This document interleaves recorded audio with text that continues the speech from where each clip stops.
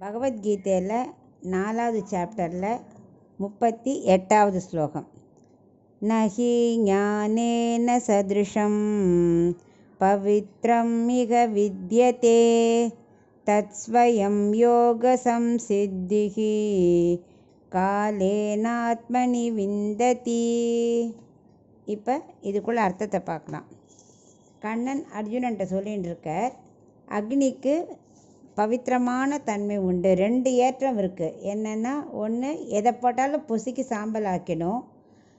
சில இதை அக்னியில் சேர்த்தோம்னா புனிதத்தன்மை அடையிறது அப்படிங்கிறார். அதாவது நம்ம தங்கத்தெல்லாம் என்ன பண்ணுவோம், அதில் செயின் பண்ணணும், அதுனா அதில் போட்டு உருக்குறோம் இல்லையா, புடம் போட்ட தங்கம் சொல்கிறோமே, அந்த மாதிரி நெருப்பில் போட்டாச்சுன்னா தங்கத்துக்கு நல்ல புனிதத்தன்மை கிடச்சிடுறது அப்படிங்கிறார்.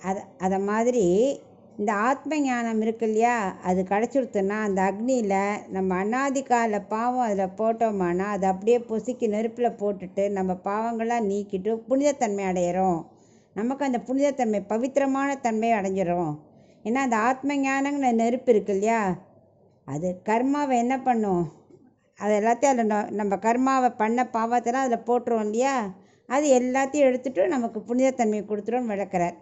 இப்போது நம்ம வெறும்னா குளித்தோம்னா உடலில் இருக்க அழுக்கு தான் போகும். அது மட்டும் போனால் போருமா? போகாது. இந்த ஆத்ம ஞானம் நெருப்பில் எப்படி போட முடியும்? நீ கர்மயோகம் பண்ண பண்ண பண்ண பண்ண விடாத முயற்சி தான்.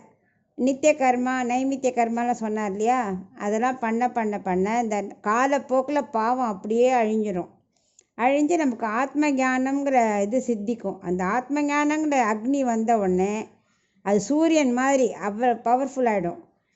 அந்த அந்த சூரியன் மாதிரி உள்ள பவரில் நம்மளுடைய கர்மாக்கள்லாம் உள்ளே போய் பாவத்தெல்லாம் எடுத்துடுறது.